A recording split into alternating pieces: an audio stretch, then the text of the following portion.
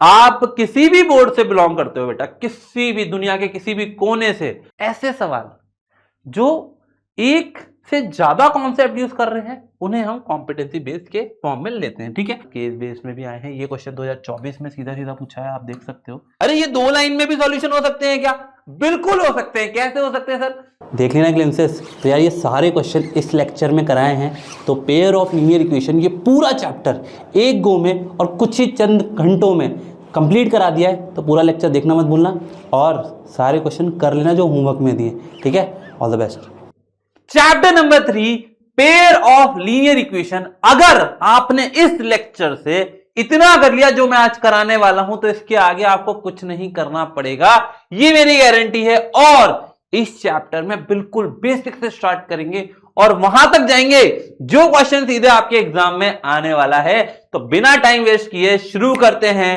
3, 2, 1 go. The pair of linear equation in 2 variable.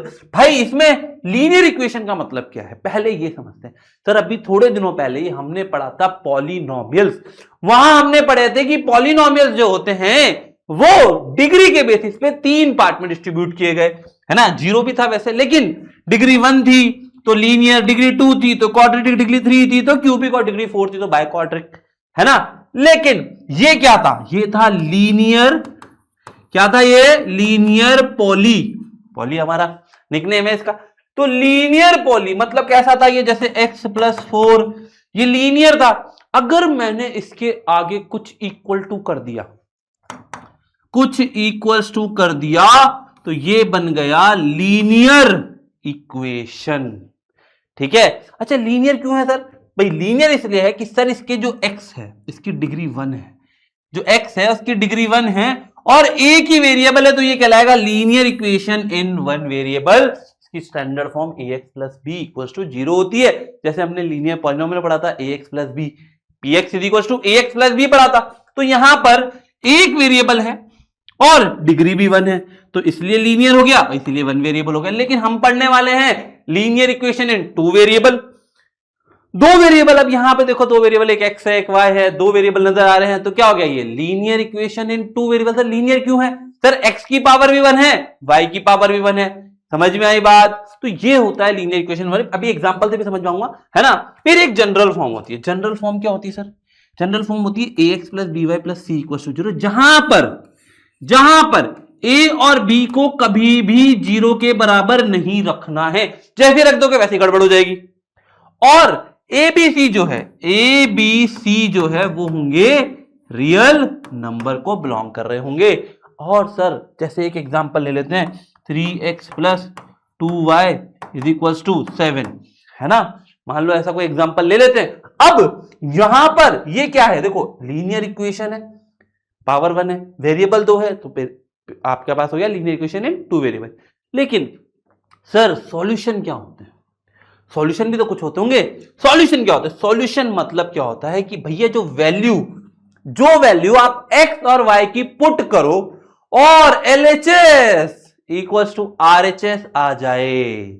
मतलब मैं यहां पर अगर मैं कहूं सर x की वैल्यू 1 और y की वैल्यू 2 पुट कर दूं, तो ये हो जाएगा 3 × 1 + 2 × 2 = 7 आएगा। क्या बोलोगे? 3 × 1 = 3, 2 × 2 = 4 = 7। तो अरे बाबा रे, 7 = 7 आ गया रे, 7 = 7 आ गया। मतलब ये जो x की वैल्यू 1 और y की वैल्यू 2, मतलब 1, 2 जो हमारे कोऑर्डिनेट्स हैं, कोऑर्डिनेट ज्योमेट्री में सुना होगा तुमने, क्या हम बोले x और y की वैल्यू, ये जो है इसमें पुट करने पर LHS = RHS आ गया, तो ये इसके सॉल्यूशन कहलाएंगे। क्या कहलाएंगे? ये सॉल्यूशन कहलाएंगे। ठीक है ये बात। अब हम बात करेंगे पेयर ऑफ लीनियर। पेयर का मतलब क्या होता है सर?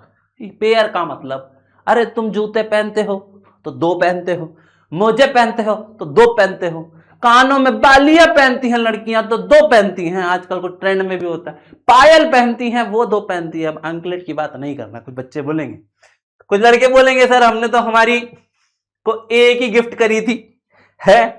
लेकिन एक्चुअल में अगर हम मम्मी को देखें, हमारी बड़ी दीदी भाई बहन को देखें, तो उनके पैरों में जो पायल होती है 2 होती है, सॉक्स 2 होते हैं, वो होते हैं पेयर। तो यहां पर ये लीनियर इक्वेशन भी 2 होगी, है क्या, यही होगा क्या?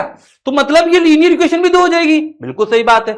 हम यहां पर बात कर लेते हैं कि भाई पहली बात तो जो लीनियर इक्वेशन होगी उसका ग्राफ तो होगा स्ट्रेट लाइन, और जो 2 लीनियर इक्वेशन होगी वो कुछ इस तरीके से होने वाली है कि a1x b1y प्लस c1 या फिर equal to c1, a2x plus b2y let's equal to c2।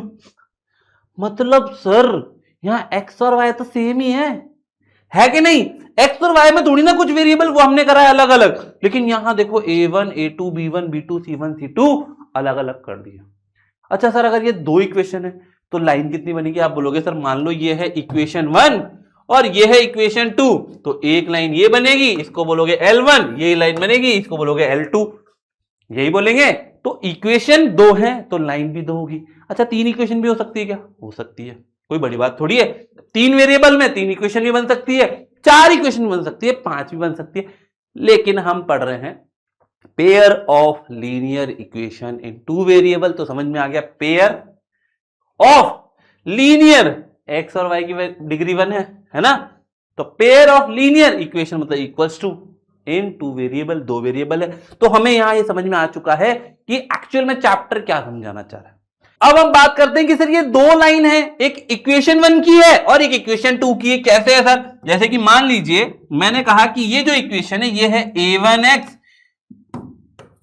Plus b1y is equal to c1 और a2x plus b2y plus c2 is equal to, या फिर इक्वल टू c2 लिख लेते हैं, अभी ये लिखा हुआ है तो इसका मतलब ये है कि 2 इक्वेशन है तो 2 ही लाइन होगी। अच्छा ये 2 लाइन में भी सॉल्यूशन हो सकते हैं क्या? अरे ये 2 लाइन में भी सॉल्यूशन हो सकते हैं क्या? बिल्कुल हो सकते हैं। कैसे हो सकते हैं सर? सर सॉल्यूशन का मतलब क्या था? अभी हमने पढ़ा जहां x की वैल्यू 1 और y की वैल्यू 2 पुट करने पर LHS इक्वल टू RHS आ गया। मतलब यहां पर और यहां पर x की वैल्यू और y की वैल्यू पुट करने से ये दोनों इक्वेशन को सेटिस्फाई करे, LHS इक्वल टू RHS दोनों केस में आ जाए, तब वो सॉल्यूशन कहलाएगा। तो सर इसके कौन कौन से कैसे कैसे सॉल्यूशन हो सकते हैं वो भी समझ लेते हैं। चलिए तो सॉल्यूशन की बात करते हैं। भाई हमने देखो 2 लाइन बना दी है, एक ये मान लीजिए आपकी इक्वेशन 1 की है और ये इक्वेशन 2 की है, 2 लाइन है। अब इस 2 लाइन के अलग अलग रूप हैं, अलग अलग कंडीशन के हिसाब से अलग अलग रूप है। पहला रूप क्या है कि ये दोनों लाइन इंटरसेक्ट कर रही हो। अच्छा ये इंटरसेक्ट करेगी तो कितने सॉल्यूशन होंगे? आप बोलोगे सर एक सॉल्यूशन होगा। कैसे होगा सर? सर यहां पर x, ये जो पॉइंट है यहां पर x, y एक ऐसा पॉइंट होगा जो दोनों इक्वेशन पे पुट करने पर आ रहा होगा। मान लो यहां कोई पॉइंट है, यहां कोई पॉइंट है, वो पॉइंट इस पे लाई कर रहा है तो LHS इक्वल टू RHS हो जाएगा। लेकिन क्या वो इस वाली इक्वेशन में LHS इक्वल टू RHS कर पाएगा? नहीं कर पाएगा, बिकॉज वो लाइन तो दूसरी है, उसका सॉल्यूशन है, इसका सॉल्यूशन थोड़ी ना है। तो वैसे ही अगर ये वाले पॉइंट की बात करें हम, तो ये पॉइंट दोनों लाइन पे लाई कर रहा है, एक ही बार लाई कर रहा है, तो मतलब ये इसका सॉल्यूशन होगा और इसको हम बोलते हैं यूनिक सॉल्यूशन। पहली बात तो समझ ले कि इसको हम क्या बोलते हैं? यूनिक सॉल्यूशन या ओनली वन सॉल्यूशन। और सर इसकी एक कंडीशन होती है। कंडीशन क्या होती है सर? अच्छा जैसे अभी हमने पढ़ा a1x plus b1y plus c1 equal to 0, ये हमारी पहली इक्वेशन थी। a2x plus b2y plus c2 equal to 0, ये हमारी दूसरी इक्वेशन थी। इन इक्वेशन से a1 a2 b1 b2 c1 c2 के रेशियो से हम ये कंडीशन फाइंड कर सकते हैं। क्या होती है सर? तो पहली कंडीशन होती है a1 upon a2 equals to, नहीं not equals to b1 upon b2। पहले केस में दोनों रेशियो a1 और b1 वाले जो रेशियो a और b के रेशियो वो इक्वल नहीं होंगे। मतलब अभी एग्जांपल से समझाएंगे तब अच्छे समझ में आएगा। पहले कंडीशन याद कर लो। इस कंडीशन मतलब अगर इनके रेशियो a1 a2 का रेशियो b1 b2 का रेशियो इक्वल नहीं आता है तो ये कंडीशन क्या कहेगी कि लाइन इंटरसेक्टिंग है, एक दूसरे को एक ही बार टच कर रही है। ठीक है, फिर the lines not intersecting each other. भाई ये पैरेलल लाइन है, ये पैरेलल लाइन है, ये कभी क्या एक दूसरे को टच करेगी? कभी एक दूसरे को टच करेगी? कभी नहीं करेगी, कभी नहीं करेगी, किसी भी कीमत पे नहीं करेगी, है ना? तो इसमें सॉल्यूशन कितने होंगे सर? कभी ऐसा कोई पॉइंट मिलेगा जो इक्वेशन 1 और इक्वेशन 2 को सेटिस्फाई करे, LHS इक्वल टू RHS लाए? नहीं मिलेगा। तो इसके कितने सॉल्यूशन होंगे? आप बोलोगे इसका नो सॉल्यूशन। क्या बोलोगे बेटा? नो सॉल्यूशन, कोई सॉल्यूशन नहीं। और कंडीशन क्या होगी, आप बोलोगे a1 upon a2 equals to b1 upon b2 not equals to c1 upon c2। पहले वाले में दोनों इक्वल नहीं है, दूसरे में दो, पहला इक्वल है दूसरा इक्वल नहीं है ना, पहला वाला रेशियो इक्वल है बट दूसरा वाला इक्वल नहीं है। और तीसरा वाला केस, भाई ये लाइन 1 है ये लाइन 2 है, दोनों एक दूसरे के ऊपर ओवरलैप है। क्या है, ओवरलैप है, मतलब टच करके ही चल रहे हैं। इसमें कितने पॉइंट होंगे जो LHS इक्वल टू RHS करेंगे, भाई बताओ जरा एक बार, तुम लोग पहले कमेंट में बताओ, भाई वीडियो पॉज करो और पहले बताओ कमेंट में कि चैट में जो देख रहे हैं वो चैट में बताओ कि LHS इक्वल टू RHS वाले कितने पॉइंट होंगे। अब कुछ बच्चे बोल रहे सर एक भी नहीं, कुछ बच्चे बोले इन्फिनाइट। ओहो क्या बात है, तुम्हें पता है। तो आप बोलोगे सर यहां तो बहुत सारे पॉइंट होंगे, ऐसे ऐसे बहुत सारे पॉइंट होंगे, तो इसके तो इनफाइनाइट पॉइंट्स होंगे, तो इसके कितने सॉल्यूशन होंगे। आप बोलोगे इसके इनफाइनाइट सॉल्यूशन हैं। कितने हैं, इनफाइनाइट सॉल्यूशंस हैं। अच्छा इनफाइनाइट सॉल्यूशन का मतलब हर वैल्यू x में और y में पुट करेंगे तो LHS इक्वल टू RHS आएगा दोनों इक्वेशन का। हाँ भाई हाँ, मतलब इसकी कंडीशन होगी a1 upon a2 equals to b1 upon b2 equals to c1 upon c2। आप ऐसे भी याद रख सकते हो, इंटरसेक्टिंग कोई इक्वल नहीं, पैरेलल पहला वाला कंडीशन इक्वल दूसरी वाली नहीं, इनफाइनाइट सारे इक्वल, सारे रेशियो इक्वल होंगे। a1 upon a2 equal to b1 upon b2 equal to c1 upon c2। अब एक सवाल आता है बोर्ड में, अभी कराऊंगा मैं, ये पूछता है कि कंसिस्टेंट और इनकंसिस्टेंट क्या होता है। आपने भी सुना होगा ये वर्ड, भाई कंसिस्टेंट का मतलब होता है सॉल्यूशन होना। क्या बोला मैंने, दोबारा मेरे साथ रिपीट करो, कंसिस्टेंट होने का मतलब सॉल्यूशन होना और इनकंसिस्टेंट होने का मतलब सॉल्यूशन नहीं होना। तो ये कंसिस्टेंट होगा क्या, ये कंसिस्टेंट होगा क्या, ये कंसिस्टेंट होगा क्योंकि इसका सॉल्यूशन है एक। ये कंसिस्टेंट होगा क्या, ये कंसिस्टेंट नहीं होगा क्योंकि इसका कोई सॉल्यूशन नहीं है। और ये कंसिस्टेंट होगा क्या, ये सबसे बड़ा सवाल है। सर ये तो है पर इसमें भी तो सॉल्यूशन है, एक नहीं है बहुत सारे हैं लेकिन सॉल्यूशन है, मतलब ये भी कंसिस्टेंट है ना। अब तो में से कई लोग बोलते हैं कि सर मैथमेटिक्स में क्या इमोशन होते हैं बोलते कि नहीं बोलते, मैथ्स इतनी बोरिंग है, डर लगता है हमें, मैथ्स में फील नहीं आती है। भाई मैथ्स में कितनी तगड़ी फील है तुम्हें नहीं पता, मैथ्स के पास भी इमोशंस होते हैं, पता है। देखो ये इमोशंस है, ये दो लोग हैं मान लो, ये हमेशा पैरेलल चलेंगे, कभी एक दूसरे को टच नहीं कर पाएंगे पर जिंदगी भर साथ चलते रहेंगे। देखो जिंदगी भर साथ निभाना है लेकिन टच नहीं कर पा रहे हैं। फिर ये दोनों जिंदगी भर साथ नहीं चल पाएंगे पर एक बार जरूर मिल जाएंगे। और अगर इसकी बात करें भैया, ये जिंदगी भर साथ भी चलेंगे और जिंदगी भर एक दूसरे को टच भी कर पा रहे हैं। देख रहे हो आप, इमोशन देखो, फीलिंग है। तो यार ये फीलिंग मैथ्स की है ना, मतलब एक बार समझ गए ना तो मजा आ जाएगा। चलो आगे चलते हैं, अब एग्जांपल से समझते हैं। सर जो आपने बताया उसको एग्जांपल के तौर पे ले लेते हैं। देखो ये इक्वेशन है, पहली इक्वेशन है, ये दूसरी इक्वेशन है। 5x minus 4x plus 8 is equal to 0, 7x plus 6y minus 9 is equal to 0। आपको बताना है कि कौन सा कंडीशन लग रहा है। बताओ बताओ, चलो तुम लोग बताओ कमेंट में, मैं बताता हूं। आप बोलोगे सर a1 अपॉन a2 निकालो, 5 अपॉन 7, b1 अपॉन b2 निकालो, माइनस 4 अपॉन 6। आप बोलोगे ये इक्वल है क्या, आप बोलोगे नहीं है। फिर आप बोलोगे 8 अपॉन माइनस 9, ये इक्वल है क्या, बोलोगे नहीं। तो सर ये तो a1 upon a2 not equal to b1 upon b2 आ गया, a1 upon a2 not equal to b1 upon b2 आ गया।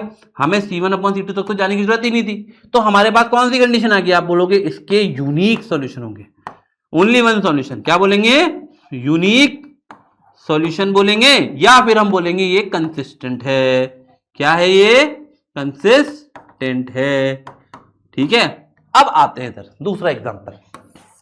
आपने बोला ये है 9/18, ये है 3/6, ये है 12/24। आप चेक करो, सर इसे कैंसिल करेंगे 1/2 आएगा, इसको कैंसिल करेंगे 1/2 आएगा, इक्वल है। इसको कैंसिल करेंगे 1/2 आएगा, ये भी इक्वल है, सारे इक्वल है। तो क्या था, आप बोलोगे a1 upon a2 equal to b1 upon b2 equal to c1 upon c2। किसके लिए थी कंडीशन, सर वही जो जिंदगी भर साथ भी चल रहे हैं और मिलकर भी रह रहे हैं। तो क्या है वो, सर वो है इनफाइनाइट सॉल्यूशन, या फिर बोलेंगे कंसिस्टेंट। आप देख सकते हो कंसिस्टेंट दो केस हो गए, ये भी कंसिस्टेंट है, ये भी कंसिस्टेंट है, तो कंसिस्टेंट के दो केस है, सॉल्यूशन होने वाले। ठीक है, आगे चलते हैं अगले सवाल पर। The system of two linear equation in two variable is consistent. अभी अभी पूछा था हमने, और देखो सीबीएसई ने 2025 में पूछा हुआ सवाल है कि अगर कंसिस्टेंट है, मतलब कंसिस्टेंट सॉरी इनकंसिस्टेंट है, अगर कंसिस्टेंट होते तो क्या होता, सॉल्यूशन होता। अगर इनकंसिस्टेंट है तो if the lines of the graph are, मतलब जो ग्राफ बनेगा वो क्या बनेगा, कंसिस्टेंट होते तो क्या होता, कंसिस्टेंट होता है तो भाई कोइंसिडेंट होते हैं, इंटरसेक्टिंग वन पॉइंट होते हैं। लेकिन ये तो इनकंसिस्टेंट बोल रहा है, मतलब कि पैरेलल लाइंस कभी एक दूसरे को टच नहीं करेंगे, लेकिन जिंदगी भर साथ चलेंगे। आगे चलते हैं अगले क्वेश्चन पे। देखो वही सेम सवाल है, बट यहां कोई इक्वेशन नहीं दी थी, इनकंसिस्टेंट बोला था, यहां इक्वेशन दी है, आपसे बोला जा रहा है कि भाई ये बताओ क्या होगा। आप बोलोगे 2x क्या 2/15, ये सॉरी 15 नहीं 6 लेना भैया, गलती मत करना, पहले इसको स्टैंडर्ड फॉर्म में ले आते। चलो 2x minus 5y is equal to 6, और वो हो जाएगा minus 6x plus 15y is equal to minus 18। ठीक है, ऐसे कंडीशन में लिया a1x b1y c1 वाले में, तो आप बोलोगे ये हो जाएगा 2/-6 माइनस 5/ प्लस 15, साइन तो लगाना ही नहीं है जब 15% में, और ये हो जाएगा 6/-18। आप कैंसिल करोगे तो 1/3 नेगेटिव में, 1/3 नेगेटिव में, 1/3 नेगेटिव में। आप बोलोगे सर सभी इक्वल है, सभी इक्वल है तो क्या हो जाएगा, आप बोलोगे a1/a2 equal to b1/b2 equal to c1/c2। ये कंडीशन पड़ी थी, क्या थी ये कंडीशन, ये कंडीशन थी सर इनफाइनाइट सॉल्यूशन की, इनफाइनाइट सॉल्यूशन की। तो आप बोलोगे इनफाइनाइट सॉल्यूशन वाला देख लो ऑप्शन, कोइंसिडेंट, तो आप बोलोगे option C is the correct answer. ठीक है, समझ में आ रहा है ना, आ रहा है ना समझ? अरे रुको रुको रुको रुको, अभी और क्वेश्चन करने, यही थोड़ी खत्म हो गया। चलो अगला क्वेश्चन। अब देखो सीबीएसई 2025 में वो तो बहुत आसान सवाल था, वो तो बेसिक वालों के लिए था शायद, ये है थोड़ा सा अलग लेवल का। इसमें क्या बोला जा रहा है, द वैल्यू ऑफ के की वैल्यू निकालनी है for which the system of linear equation 6x plus y is equal to 3k and 36x plus 6y is equal to 3 has infinite many solution. ओहो हो, दोनों क्वेश्चन इनफाइनाइट के पूछे हैं सीबीएसई ने, देख लो अगली बार हो सकता है कि पैरेलल के पूछ लें, है ना। तो ये कह रहा है कि भाई इसने कहा है कि इनफाइनाइट सॉल्यूशन, तो आपको ये याद होना चाहिए a1/a2 equal to b1/b2 equal to c1/c2। अब इनफाइनाइट सॉल्यूशन है तो ये बोलेगा 6/36 इज इक्वल टू 1/y की वैल्यू y में 1 है और कोएफिशिएंट इधर 6 है, इज इक्वल टू 3/3k/3। अब किसी को भी ले लो, किसी के साथ भी क्रॉस मल्टीप्लाई कर लो, आप लोग ये तो कट जाएगा, ये इधर चला जाएगा, ये इधर चला जाएगा, तो 6k बराबर 1, k बराबर 1/6। तो आपके पास k का क्या वैल्यू आ गया, k का वैल्यू आ गया 1/6। क्या यही आंसर लिखा है तुम लोगों ने कमेंट में, क्या बात है। ठीक है, चलो आगे चलते हैं अगले सवाल पर। अब ये सवाल जो है कर लोगे कोई बात नहीं, चलो कर लोगे। क्वेश्चन नंबर 1 होमवर्क देंगे जिसका आप मुझे आंसर चैट में तो नहीं दोगे, कमेंट में दोगे। भाई कमेंट में देना यार आंसर, तो है ना, बिना उसके तो मजा नहीं आएगा। आंसर सबको देना है। देखो आंसर नहीं दोगे ना तो फिर मैं मान लूंगा कि तुम लोग पढ़ाई वढ़ाई नहीं कर रहे हो, तुम्हें मार्क्स से कोई प्रेम नहीं है, तुम्हें सिर्फ पैरेलल लाइन से प्रेम है ना। चलो तो यार इसमें दो केस है, यूनिक भी है और सॉल्यूशन वाले नो सॉल्यूशन वाला भी है, मतलब पैरेलल भी है और वन सॉल्यूशन भी है। तो इसमें आपको दोनों ही कंडीशन लगानी है और बताना है कि के की वैल्यू क्या हो सकती है। ठीक है, चलो आगे चलते हैं। अगला सवाल मैं करता हूं, देखो वही यूनिक वाला है ना।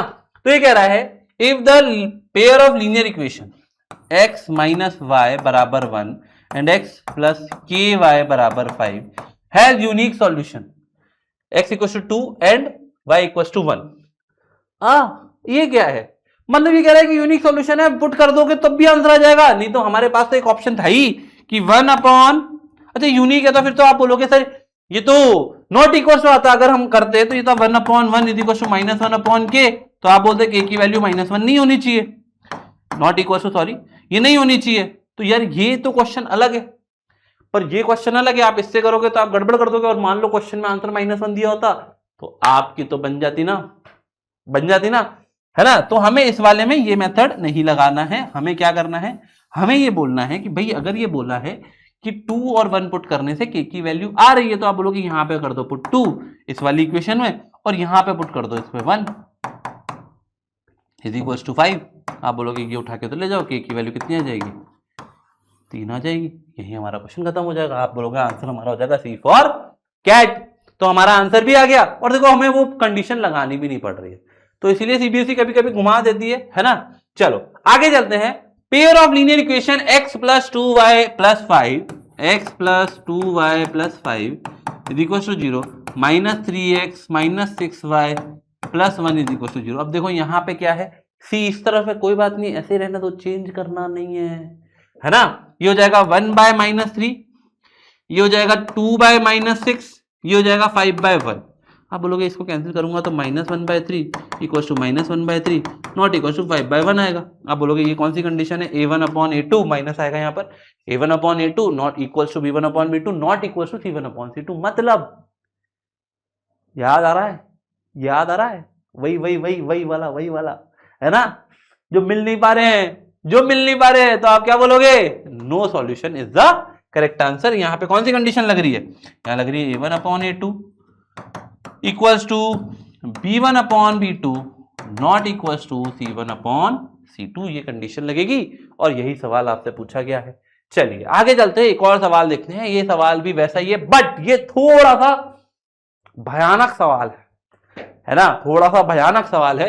ये कह रहा है कि भाई k की वैल्यू निकालो जहां पर कोई सॉल्यूशन ना हो। अरे कोई सॉल्यूशन ना हो तो कंडीशन तो याद होनी चाहिए, बिना कंडीशन याद करे क्या होगा। आप बोलोगे sir a1 upon a2 equals to b1 upon b2 not equals to c1 upon c2। ये कंडीशन तो हमें याद हो गई, अब तो हो गई होगी।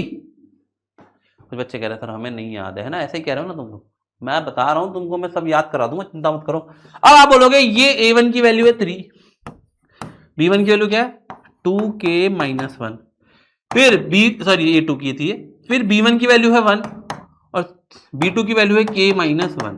ठीक है, अब यहां तो नॉट इक्वल टू आएगा 1 अपॉन 2k प्लस 1, तो इसका तो हमारा कोई काम ही नहीं है, इधर ही क्रॉस मल्टीप्लाई कर लो। आपने जैसे क्रॉस मल्टीप्लाई किया ये आ जाएगा 3k minus 3 is equal to 2k minus 1, 3k minus 1, देख लो कहीं गड़बड़ तो नहीं होगी, 3k माइनस 1 3 है ना, और 2k माइनस 1, सही है, बिल्कुल सही है, परफेक्ट है, एकदम भन्नाट है। चलो बहुत अच्छी बात है, ये तो मजा आ गया।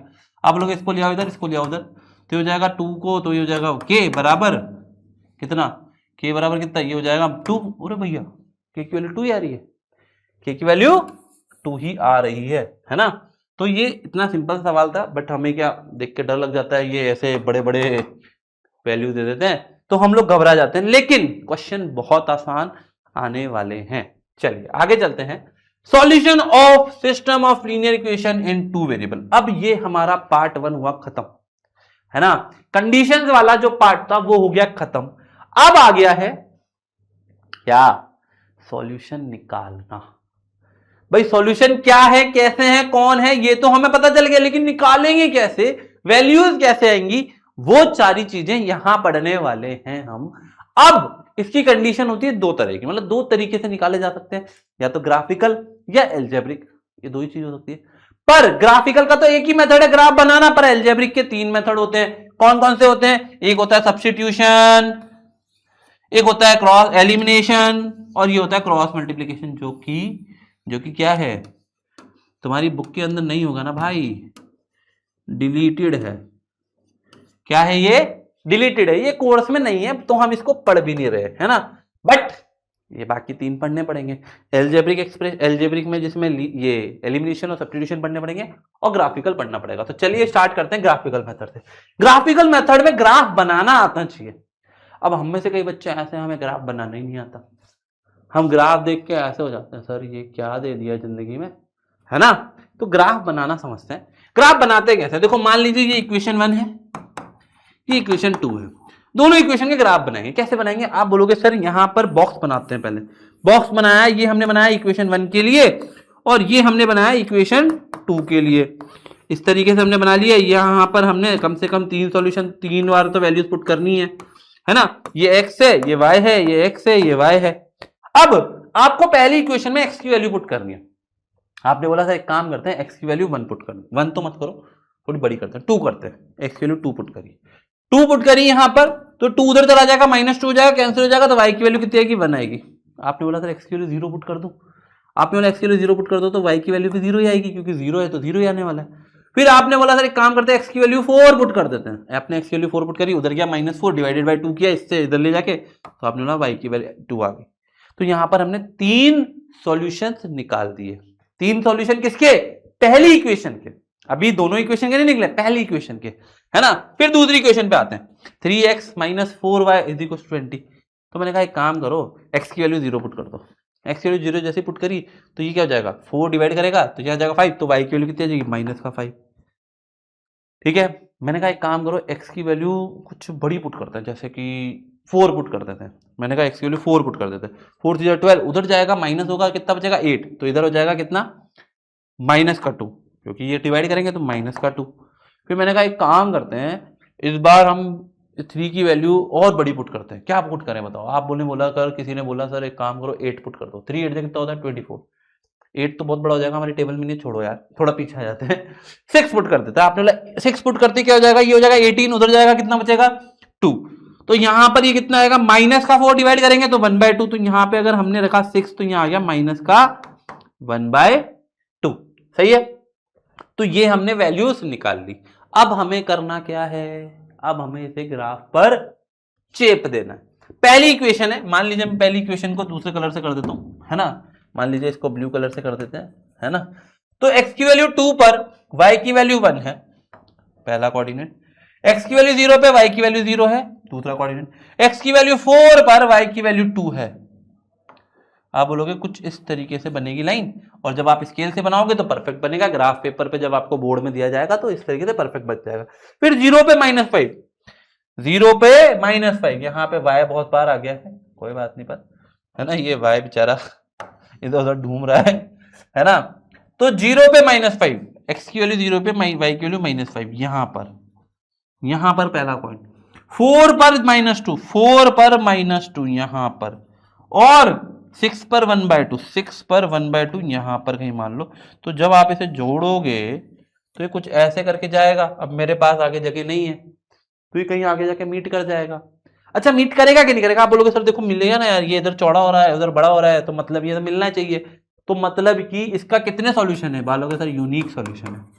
क्या है, यूनिक सॉल्यूशन है। ठीक है, चलिए आगे चलते हैं, आगे बात करते हैं एक सवाल के साथ। भाई ये सीबीएसई ने पूछा है सवाल भाई, हाँ, check whether the following pair of equation is consistent और नॉट। भाई ये पूछ रहा है कि ये जो इक्वेशन है, मतलब कौन सी इक्वेशन है, ये वाली, सॉरी, ये जो इक्वेशन है कंसिस्टेंट है कि नहीं है, और अगर कंसिस्टेंट है तो सॉल्व ग्राफिकली, ग्राफ के थ्रू सॉल्व करना। अगर कंसिस्टेंट है तो सॉल्व कर दो, नहीं है तो कोई बात नहीं। अब देखो सीबीएसई इतना, मतलब इतने भी वो है नहीं कि तुम्हें ऐसे बोल दें कि है कि नहीं, और ये 3-4 मार्क्स में क्वेश्चन दे दें, है ना। अगर 3 मार्क्स का क्वेश्चन होगा तो पक्की बात है कि कंसिस्टेंट होगा। चेक करते हैं, चलो कैसे करेंगे, वही तरीका। ये हो जाएगा इसका कोएफिशिएंट 1, तो 1/3, है ना, फिर 3/-2, तो बोलोगे ये तो इक्वल नहीं है, तो हो जाएगा सर यूनिक सॉल्यूशन। खत्म कहानी यहां तक। तो ये तो यूनिक सॉल्यूशन आ गया। अब क्या करें, ग्राफिकली सॉल्व करना पड़ेगा, करना ही पड़ेगा। तो क्या करेंगे, वही डब्बे बना लेंगे सर, बना लें, यहां बना लेते सर। एक डब्बा बना लिया मैंने ये इक्वेशन 1 के लिए, और एक डब्बा यहां नहीं बनाते, यही बना लेते हैं, बट जगह कम पड़ जाएगी। एक डब्बा बना लिया मैंने यहां पे पहली इक्वेशन के लिए, इक्वेशन 1, और दूसरा डब्बा बना लिया मैंने यहां पर दूसरी इक्वेशन के लिए, एक्स और वाई लिख दिया, और ये मैं यहां 3 कंडीशन। चलो पहली वाली में पुट करते हैं, एक्स की वैल्यू 0 पुट करो, क्या आएगा, 3 की वैल्यू, 3 की मतलब y की वैल्यू 2, फिर x की वैल्यू की जगह y की वैल्यू 0 पुट कर देते हैं, तो x की वैल्यू 6 आ जाएगी। फिर x की वैल्यू 3 पुट कर देते हैं, x की वैल्यू 3 पुट करी, तो जाएगा, तो बचा कितना 3, तो दिया जाएगा 1। ठीक है, अब दूसरी इक्वेशन पे आते हैं। अब यहाँ पे x की वैल्यू 0 पुट करते हैं, पहले x की वैल्यू 0 पुट करो, तो 12/3 कितना हो जाएगा, -4। फिर मैंने कहा एक बार करो y की वैल्यू 0 पुट कर दो, x की वैल्यू कितनी आ जाएगी, +6। फिर मैंने कहा एक काम करते हैं ना सर, इसकी वैल्यू कुछ और पुट करके देख लें, क्या पुट कर, इसकी वैल्यू पुट करें। चलो x की वैल्यू एक काम करते हैं 3 पुट कर देते हैं, एक्स की वैल्यू 3 पुट कर दी, 3 2 6, माइनस का 6 उधर जाएगा, प्लस का 6 हो जाएगा, बचा कितना, माइनस का 6 बचा, 3 से डिवाइड करेंगे तो माइनस का 2। ये हमारे पास क्या आ गया, ये हमारे पास आ गई सर, क्या आ गई, ये आ गई हमारे पास वैल्यूज। अब हम पुट करते हैं सर, इसको ब्लू से करते हैं, एक्स की वैल्यू 0, वाई की वैल्यू 2, पहला वाला पॉइंट तो ये आ गया, एक्स की वैल्यू 6, वाई की वैल्यू 0, एक्स की वैल्यू 6, वाई की वैल्यू 0, ये वाला 3,1 ये यहां कहीं लाई करेगा, ठीक है। तो अगर मैं इस लाइन को ऐसे बढ़ाता हूं तो ये कुछ इस तरीके से जाने वाली होगी, जाएगी कि नहीं जाएगी, ऐसे जाएगी, ऐसे जाएगी सर, ठीक है। अब दूसरी क्वेश्चन पे आते हैं, इस वाली पे, एक्स की वैल्यू 0 पे -4, एक्स की वैल्यू 0 पे -4, ये पहला पॉइंट है। फिर 6 पर 0, ओहो, ये तो आंसर आ गया 6,0। और फिर अगला क्या, 3 पे -2, 3 पे माइनस का 2, यहां कहीं लाई करेगा, है ना, इधर। तो जब मैं इसको ऐसे करके ऐसे लाऊंगा तो मेरा ये ग्राफ तो बन गया। और सर यूनिक सॉल्यूशन की बात हुई थी, तो कितने सॉल्यूशन हैं, एक, कौन है वो सॉल्यूशन, कौन है, आप बोलोगे भाई सॉल्यूशन जो है वो है 6,0, 6,0 इज द फाइनल आंसर। और ये करने पर आपको मिल गए कितने, 3, या हो सकता है 5 का भी आ जाए, देखो बेसिक वालों को हलवा सवाल मिल जाए तो ऐसा आ सकता है, बट ये 3 मार्क्स का क्वेश्चन तो होगा ही होगा। चलिए आगे चलते हैं। Use graphical method to find whether the pair of equation x equals to 0 and y equals to -3 is consistent और नॉट। अब ये सवाल क्लास 9th का है, बट कंसिस्टेंट इनकंसिस्टेंट बता दिया तो हम थोड़ा सा घबरा जाते हैं कि भाई ये क्या है, x की वैल्यू 0, इक्वेशन क्या दी है, x की वैल्यू 0 और y की वैल्यू -3। अबे यार ये क्या है, ये 2 इक्वेशन है, हाँ 2 वेरिएबल है क्या, नहीं वेरिएबल तो एक ही है, पहली इक्वेशन में एक वेरिएबल, दूसरी इक्वेशन में एक वेरिएबल, लेकिन ये कहीं ना कहीं ए को यहां पे रख रखा है कुछ, और बी को यहां पे 0 कर दिया, और यहां ए को 0 कर दिया, बी को रख रखा है कुछ, है ना। तो यार ये तो बड़ा ही खतरनाक सवाल है, ये कैसे करेंगे सर ग्राफ के थ्रू, हमें तो आता ही नहीं है। अच्छा कोई पूछे थे कितने सॉल्यूशन है तो आप कैसे बताओगे, पता नहीं सर, हमारे तो सर चकरा रहा है, तो देखो बहुत आसान है एकदम, मतलब मैं बता नहीं चाहता कितना आसान है। तो देखो मैं यहां पे बनाता हूं, ये मेरा y x बना दिया मैंने, y डैश, और ये मैंने बना दिया लेट्स सपोज x डैश, ठीक है भाई, बना लिया ये। अब इसने कहा x की वैल्यू 0, x की वैल्यू 0 का है, यहां है क्या, कितने लोग मानते हैं यहां होती है क्या x की वैल्यू 0, बताओ जल्दी बताओ, मैं तुम्हारे ये रिमोट फेंक के मार दूंगा, यहां है, हाँ कर रहे हैं भाई, x की वैल्यू 0 या थोड़ी, x की वैल्यू 0 तो यहां होगी, तो भाई मैं काम करता हूं, मैं इसको बना लेता हूं, x की वैल्यू 0 मेरी यहां है, ये इस पॉइंट पर, इस पॉइंट पर, इस पॉइंट पर, इस पॉइंट पर, इस पॉइंट पर, सब पॉइंट पर मेरी x की वैल्यू 0 है, ठीक है, x की वैल्यू 0 मेरी, ठीक है सर। अब आगे चलते हैं, y की वैल्यू -3, y की वैल्यू -3 कहां है, आप बोलोगे सर ये 1 होगा, ये 2 होगा, ये 3 होगा, तो यहां होगी, है ना। तो हम लोग y की वैल्यू -3 तो यहां सब जगह, y की वैल्यू -3 यहां सब जगह, और बोले, और x की वैल्यू 0 इसी इक्वेशन पर है। तो आप कहोगे इसके कितने सॉल्यूशन है, आप बोलोगे एक ही सॉल्यूशन है, ये यहां मीट कर रहा है ना, ये कहां मीट कर रहा है, ये कर रहा है 0, -3 पे, तो क्या ये इसका सॉल्यूशन होगा, तो आप बोलोगे यस। पहली बात तो ये कंसिस्टेंट है, अगर कंसिस्टेंट है ना, आप चाहो तो वो भी कर सकते हो a1/a2 b1/b2, लेकिन ये कंसिस्टेंट है क्योंकि इसका यूनिक सॉल्यूशन है, कितने सॉल्यूशन है, यूनिक सॉल्यूशन है, और जो इकलौता सॉल्यूशन है वो कौन है, 0, -3। तो इस तरीके से हम इसको कर सकते हैं, ऐसा सवाल कई बार पूछा गया है, तो आपको ये ध्यान रखना है, ठीक है। चलिए आगे बात करते हैं अलजेब्राइक मेथड पे, जिसमें सबसे पहला आता है सब्स्टिट्यूशन मेथड। सीधा सीधा सवाल पूछा हुआ है, आप देख सकते हो, बहुत आसान है। सब्स्टिट्यूशन का मतलब क्या है, सब्स्टिट्यूट का मतलब है कि किसी ने आपको रिप्लेस कर दिया।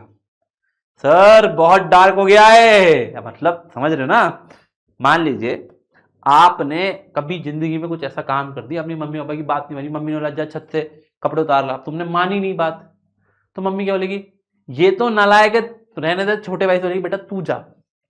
तो क्या हुआ, बड़े भाई को रिप्लेस कर दिया छोटे भाई ने। अब तुम कुछ और सोच रहे हो तो बात अलग है, लेकिन यहां रिप्लेसमेंट हो गया, सब्स्टिट्यूट हो गया। है ना। जैसे मान लो स्कूल में टीचर छुट्टी पे होता है कोई, तो दूसरा टीचर आ जाता है सब्स्टिट्यूट करने, तो वैसे ही यहाँ सब्स्टिट्यूशन होता है। यहां पर करना होता है, मान लीजिए ये मेरी पहली इक्वेशन है, ये मेरी दूसरी इक्वेशन है, और हम इन इक्वेशन से क्या करते हैं, हम इन इक्वेशन में से किसी एक वेरिएबल की वैल्यू निकाल लेते हैं। जैसे मैंने कहा कि पहली इक्वेशन में से x की वैल्यू निकाल लो, अब लोग ये उठा के ले जाओ तो हो जाएगा 6 माइनस 3y, ये होगा, अभी हमने ये ग्राफ में किया भी था, है ना। तो 6 माइनस 3y ये मेरा आ गया। अब मैं क्या करूंगा, इसको मैं कर दूंगा, पुट कर दूंगा किसमें, पुट इन इक्वेशन नंबर 2, दूसरी इक्वेशन में पुट कर देता हूं। चलो करते हैं, यहां पे करते हैं 2 into 6 minus 3y minus 3y is equal to 12।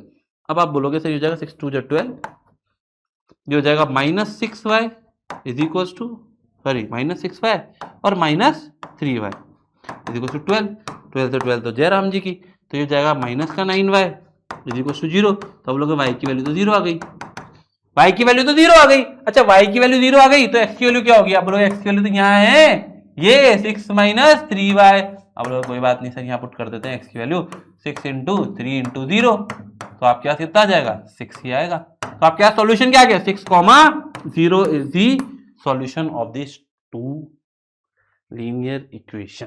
समझ गए, बहुत सिंपल है, बहुत, है ना। चलो आगे चलते हैं, एलिमिनेशन मेथड समझते। देखो वही सेम का सवाल है ना, इसमें एलिमिनेट करना। अब एलिमिनेट करने के लिए क्या करना होता है, एलिमिनेट मतलब एक को हटा दो, तुम्हें अपने रास्ते से हटा देना है उसको, जो उधर उधर उधर कुछ करना चाह रहा है ना, हटा दो, सबको रास्ते से हटा दो। तो हमें यहां क्या करना है, हमें इसको रास्ते से हटाना है, किसको, किसी भी एक वेरिएबल को रास्ते से हटाना है।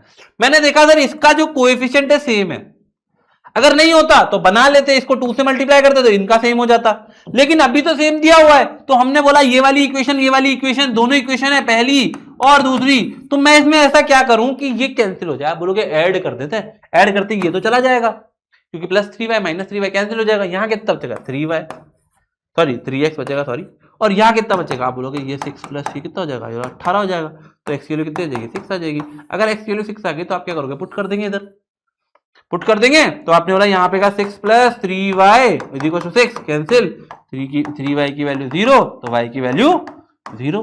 तो हम यहाँ एलिमिनेट करके भी आंसर निकाल सकते हैं। अभी एक आध क्वेश्चन और करेंगे, जैसे कि एक सवाल आता है, ये सवाल एल्जेब्रिकली सॉल्व करना होता है, लेकिन यहाँ एलिमिनेशन सब्स्टिट्यूशन से कुछ नहीं कर पाएंगे हम, तो यहाँ क्या करेंगे सर, यहाँ लगाना पड़ेगा थोड़ा सा दिमाग।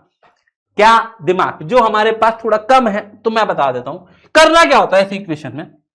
मान लीजिए ये पहली इक्वेशन है, ये दूसरी इक्वेशन है, हमें इन दोनों इक्वेशन को पहले करना होता है ऐड, 1 प्लस 2, आपने इनको ऐड करा, ठीक है, तो आप बोलोगे ये हो जाएगा 9, ये हो जाएगा 0 और ये हो जाएगा 6, ठीक है सर, ये हो जाएगा 3, ये हो जाएगा 0 और ये हो जाएगा 2, सही है। तो बोलोगे y और यहां पे हो जाएगा 2 0 3x, ये तो एक जैसा नहीं लग रहा है, 203x 203y 609। आप बोलोगे एक काम करो, इसको 209 से 203 से डिवाइड कर दूं, तो आपने बोला इसको 203 से डिवाइड कर दो, जैसे करोगे तो आ जाएगा x प्लस वाई बराबर 3, ये मान लीजिए अब आपकी तीसरी इक्वेशन। अब आपने इनको सब्ट्रैक्ट किया, क्या करा, पहली इक्वेशन को सब्ट्रैक्ट किया दूसरी में से, सब्ट्रैक्ट करो, इसको इसमें सब्ट्रैक्ट करेंगे तो कितना आएगा, 101 में से 102 जाएगा तो माइनस का x आएगा, 102 में से 101 जाएगा तो प्लस का y आएगा, और 304 में से जाएगा तो ये माइनस का 1 आएगा, ठीक है। तो दो इक्वेशन दो वेरिएबल, अब बताओ कौन सा मेथड लगाऊं। किसी ने कहा कि भाई एलिमिनेशन लगा दो, तो ये हो जाएगा x प्लस वाई बराबर 3, आप लोग इनको ऐड कर दो, ये हो जाएगा 2y बराबर 2, y की वैल्यू आ जाएगी 1, y की वैल्यू बना गई, पुट कर दो यहाँ पर, उधर जाएगा तो x की वैल्यू कितनी हो जाएगी 2, आप चाहे तो चेक कर लो, x की वैल्यू 2 y की वैल्यू 1, तो 2,1 is the solution of this linear equation, जिसमें कुछ भयानक सा क्वेश्चन दिया हुआ है, ठीक है। आगे चलते हैं, अगला सवाल वही सवाल है 2024 में पूछा है। अब यहां आपकी मर्जी पड़े, आप जिस मेथड से कर सकते हो कोई दिक्कत नहीं है, लेकिन हम इसको सॉल्व करेंगे बिल्कुल तरीके से। तो देखो जैसे ये है 2x प्लस वाई बराबर 13 और ये है 4x माइनस वाई बराबर 17। आपने बोला सर एक काम करो ना, इनको ऐड ही कर दो, ऐड ही कर दो ना इन दोनों को। आपने कहा ठीक है ऐड कर दो, क्योंकि कैंसिल हो जाएगा, आपके पास आ जाएगा कितना 6x और ये हो जाएगा 30, तो आप क्या x की वैल्यू कितनी आ जाएगी 5 आ जाएगी, x की वैल्यू 5 आ गई, आपने बोला यहाँ पुट कर देते हैं, जैसे ही आपने x की वैल्यू यहां पुट करी तो 5 2 10, उधर जाएगा तो माइनस होगा, तो y की वैल्यू कितनी आ जाएगी 3। तो आपके पास x और y की वैल्यू आ गई, लेकिन हमसे क्वेश्चन में ये तो पूछा ही नहीं है, हम ये तो भूल ही गए, find the value of x minus y. तो x माइनस वाई कितना हो जाएगा, आप बोलोगे x की वैल्यू है 5, y की वैल्यू है 3, तो आंसर आ जाएगा 2। तो 5 - 3 = 2, ये हमारा आंसर होने वाला है। ठीक है, चलिए आगे चलते हैं। Solve for x y. देखो वैसे ही सवाल है, बस थोड़ी सी वैल्यूज बदल दी है ना, 2020 में पूछा हुआ है। अब ये तो तुम लोग करोगे यार, ये तो तुम लोगों को करना है। क्वेश्चन नंबर 2 होमवर्क, ये तुम लोगों को करना है और आंसर कमेंट में डालना है। ऐसा नहीं है कि भैया तुम लोग छोड़ दो, कमेंट में आंसर चाहिए एक एक बच्चे से। ठीक है, चलिए आगे चलते हैं। अगला सवाल बड़ा ही प्यारा सवाल है। Check whether -4, 3 lies on the both line represented by linear equation x + y + 1 = 0 and x - y = 1। क्या -4, 3 दोनों को सेटिस्फाई कर रहा है? तो चेक करते हैं। आप बोलोगे सर -4, 3 पुट कर दो, ये इक्वेशन 1 में पुट करा तो हो जाएगा -4 + 3 + 1 = 0। तो आप बोलोगे ये हो जाएगा -1 + 1 = 0। तो आप बोलोगे ये तो 0 = 0 आ गया। तो यस, पहली वाली लाइन में, पहली वाली इक्वेशन में सेटिस्फाई कर रहा है। दूसरी में देखते हैं, x - y = 1। तो आपने बोला यहां पर लगते हैं -4 और यहाँ -3 = 1। ओ भाई ये तो गड़बड़ है, -4 और -3 कितना हो जाएगा -7, जो कि इक्वल नहीं है, तो इसमें क्या बोलेंगे नो।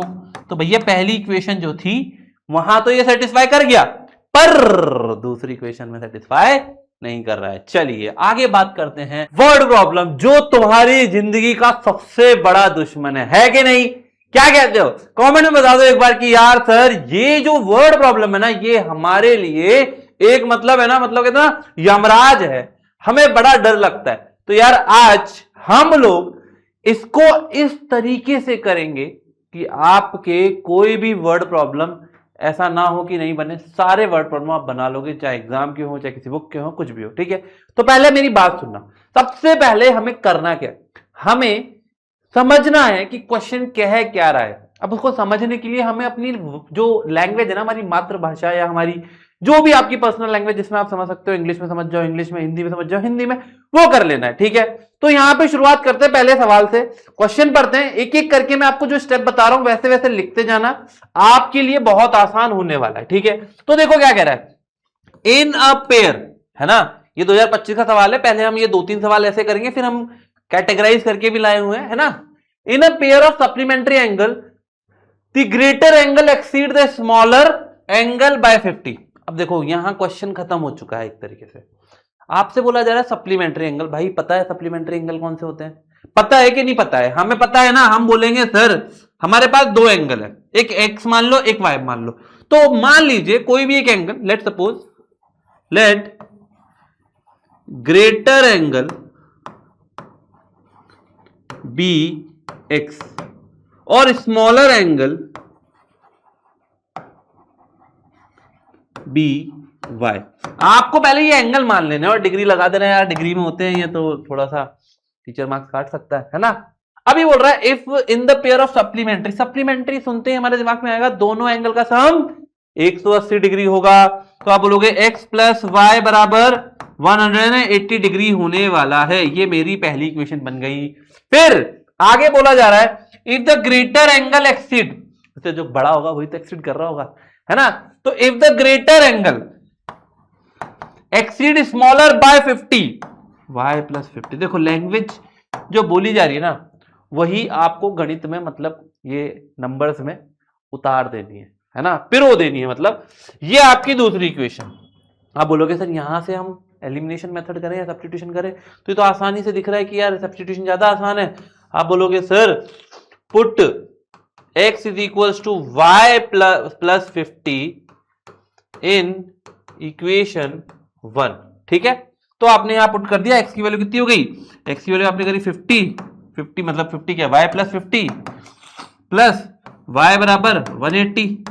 आप बोलोगे ये हो जाएगा 50 उधर चला जाएगा तो हो जाएगा कितना, y हो जाएगा 2y = 130 डिग्री। डिग्री लगाना मत भूलना भैया, है ना, वरना दिक्कत हो जाएगी। y की वैल्यू कितनी आ जाएगी? 65 डिग्री आ जाएगी। अच्छा 65 अगर y की आई है तो एक्स कितनी होगी, आप बोलोगे सर यहां पुट कर दें, एक्स बराबर 65 प्लस 50, आप बोलोगे 115 डिग्री। तो आपको यहां पे फाइनली आंसर लिखना भी है, समझ रहे हो। देखो कोई नहीं बताता है कि आंसर लिखना क्या है, कैसे लिखना है ये बताना है, मैं बता रहा हूं मैं आपको। आपसे बोला obtain the measure of each angle, तो आपको बोलना है दी greater angle is 115 डिग्री, फिर स्मॉलर एंगल इज 65 डिग्री। इस तरीके से हमें आंसर स्टेटमेंट की फॉर्म में लिखकर आना है। अगर आप नहीं लिख के आते हो तो भैया आपकी पर्सनल चॉइस है, आपका आधा मार्क्स टीचर काट लेगा। ये क्वेश्चन 3 मार्क्स में आया हुआ है, 3 में से 2.5 मार्क्स ही मिलने वाले हैं, ठीक है। चलिए आगे चलते हैं, एक और सवाल 2025 का, ये थोड़ा खतरनाक है ना, थोड़ा खतरनाक है। क्यों खतरनाक है, क्योंकि यहां पे आपको थोड़ा परसेंटेज दिया हुआ है जो हम 8वीं 7वीं में पढ़कर आए थे, और हम में से आधे बच्चे भूल भी गए, तो इसीलिए भूलना नहीं है ना। चलो क्वेश्चन पढ़ते हैं, समझते हैं। A man lent a part of his money, man एक आदमी है जिसके पास कुछ पैसे हैं, उसने अपना कुछ हिस्सा 10% पर एनम पे दिया, इंटरेस्ट है ये, एंड रेस्ट एट 15% सॉरी, है ना, बाकी का 15% पे दिया। फिर his income at the end of the year is 1900, मतलब उसने जितना पैसा था उसको रेंट पे दिया, मतलब इंटरेस्ट पे दिया, और इंटरेस्ट आया तब उसके पास टोटल अमाउंट कितना हो गया, 1900 रुपए हो गया, है ना।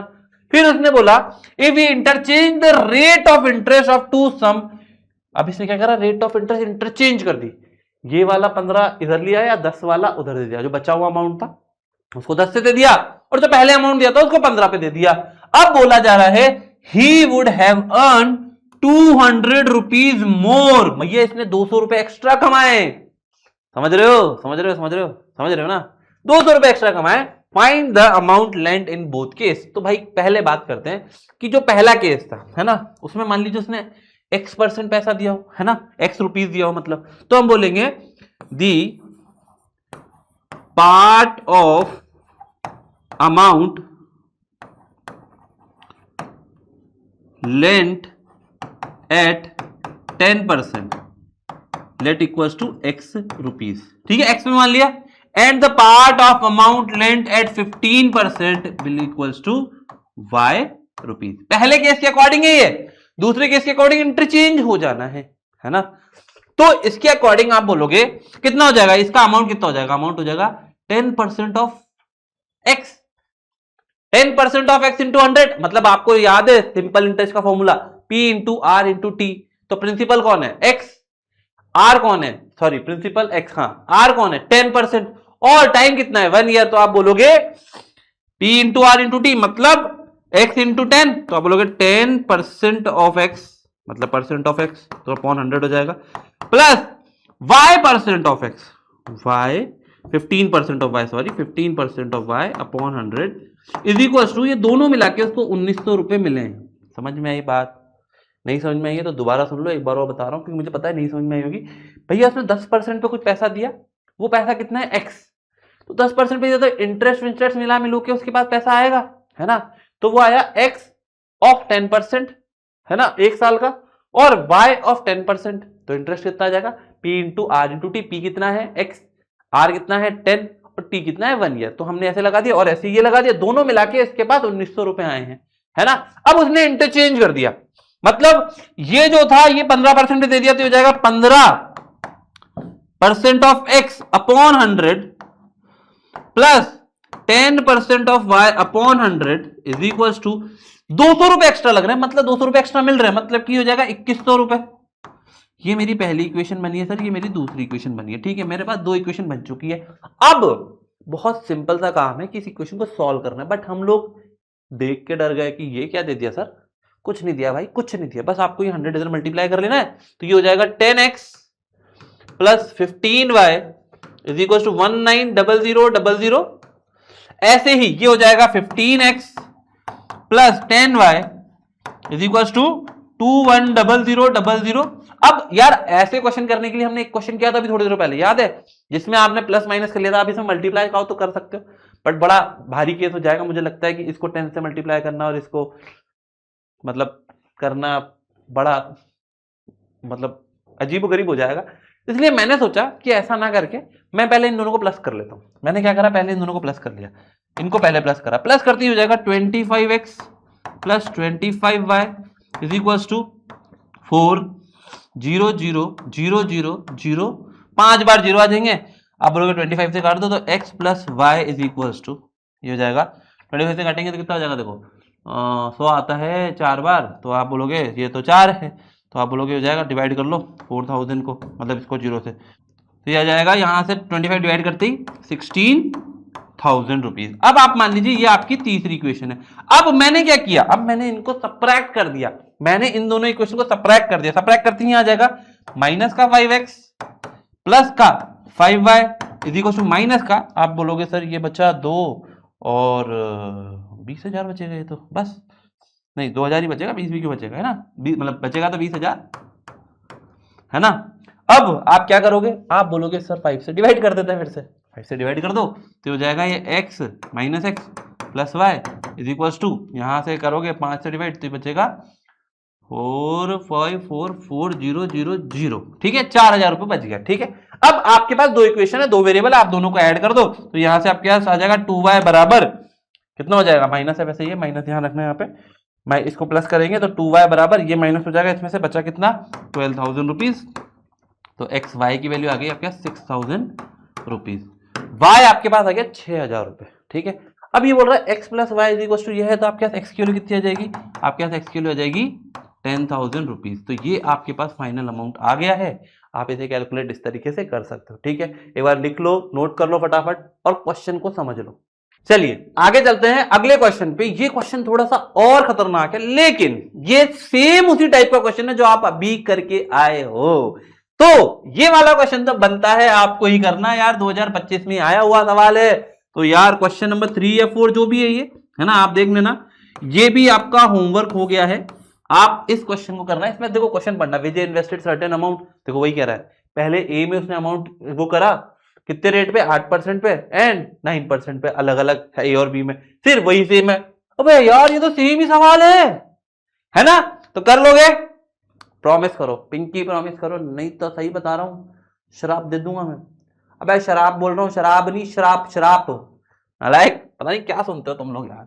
चलो अब आते हैं एप्लीकेशन, जो कि हमारी क्वेश्चन आने वाले हैं एज पर, मतलब उम्र पर, कि भाई इसकी उम्र इतनी है तो इसकी उम्र कितनी होगी।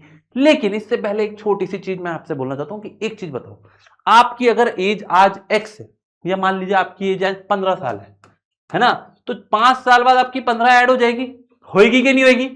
वहीं अगर आपके फादर की एज आज 45 है तो 5 साल पापा की एज कितनी हो जाएगी, 50 हो जाएगी। ठीक है, चलो ये तो हमें समझ में आता है, और माइनस करना होगा, पीछे जाऊंगा तो माइनस, ये होता है ना, आगे, ये होता है पीछे, अगो मतलब पीछे। अब मैंने कहा कि आपकी और आपकी बहन की एज है ना, मान लीजिए आपकी और आपकी बहन की एज दोनों मिला के कितना हो गया, आप बोलोगे सर 25 साल, है ना। अब मैं आपसे पूछूं कि आपकी और आपकी बहन की एज का सम आज से 5 साल बाद कितना होगा, बताओ कमेंट में, बताओ कितना होगा, बताओ 5 साल बाद कितना होगा, 30 होगा, 30 होगा ना, हाँ 30 कह रहे हैं तुम लोग, बेटा 30 कैसे होगा, अरे भैया तुम्हारी एज थी 15, तुम्हारी बहन की एज थी 10, इसमें 5 ऐड करो, इसमें 5 ऐड करो, ये हो जाएगा 20 प्लस 15, तो 35 आ गया, तुम 30 कैसे कह रहे हो, है ना। तो मतलब दोनों में ऐड होगा तो डबल ईयर ऐड होने वाले हैं, ये सवाल सीबीएसई ने पूछा हुआ है।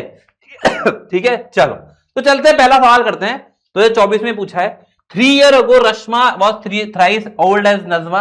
तो यार देखो पहले रश्मि और नजमा की एज को मान लेते हैं, तो लेट सपोज मैंने कहा जो मैं रश्मि है, let age of Rashmi be x years and age of, क्या नाम है लड़की का, नजमा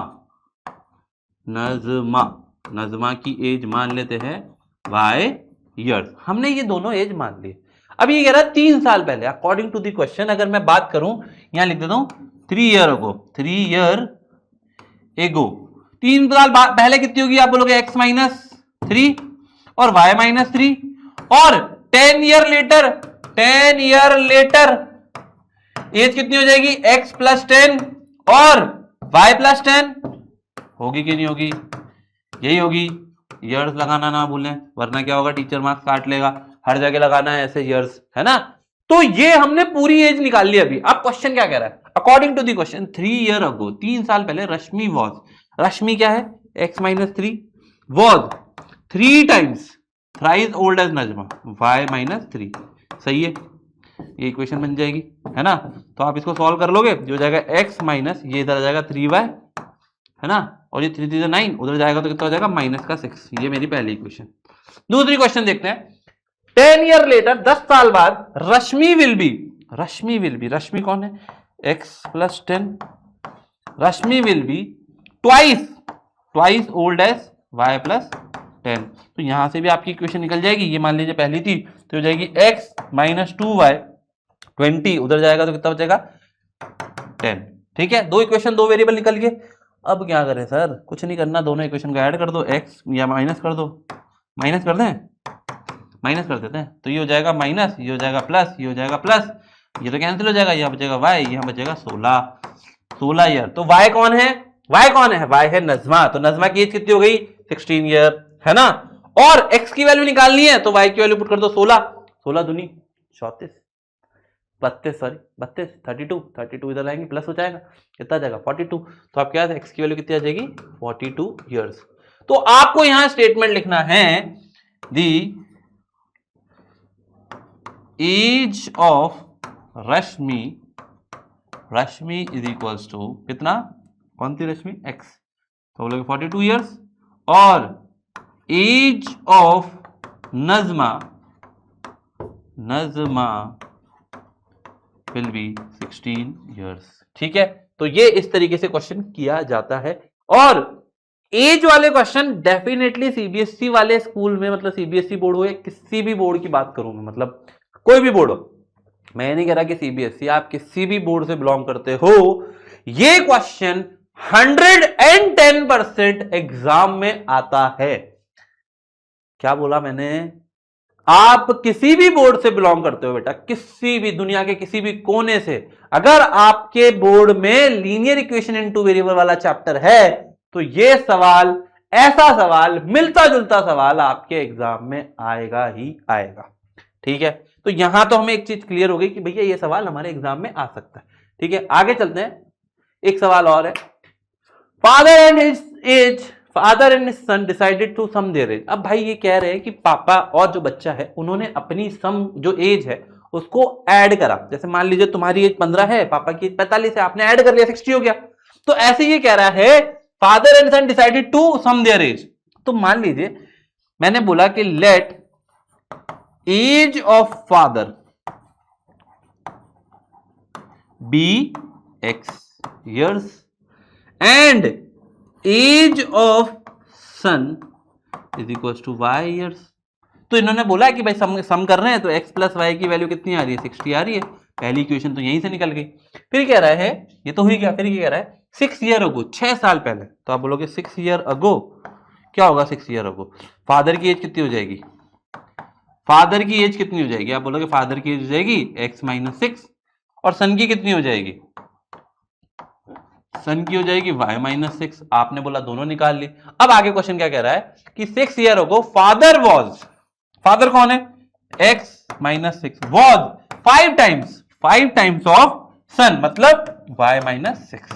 तो यहां से आप दूसरी क्वेश्चन निकालोगे x minus 5y is equal to कितना हो जाएगा, ये उधर जाएगा तो ये हो जाएगा 5 से 30 गया तो बचा 24 नेगेटिव में। आपके पास ये पहली दूसरी इक्वेशन आ गई। आप बोलोगे दोनों इक्वेशन को ले लेते हैं यहाँ पे, बोलोगे x प्लस वाई बराबर 60 है। आप क्या करोगे, सब्ट्रैक्ट कर दोगे, सब्ट्रैक्ट कर देते हैं, ये तो चला जाएगा, ये हो जाएगा माइनस का 6y और ये कितना हो जाएगा माइनस माइनस हो जाएगा माइनस का 84, तो माइनस से कैंसिल हो जाएगा, 6 भी काट दोगे, 6 1 जा 6 फिर हो गया 2 तो 6 4 जा 14। तो आपके पास y की एज कितनी आ गई 14 ईयर्स।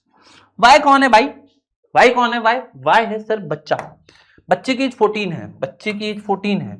आप बोलोगे the age of son is 14 years and age of father, father की एज कितनी हो जाएगी? आप यहां पे पुट करो 14, कहां करोगे? कहीं भी कर लो यार, यहां कर लो 14, इधर लाओगे माइनस करोगे 14, कितना बचेगा? आप बोलोगे 44 ही बचेगा क्या? सॉरी 46 बचेगा।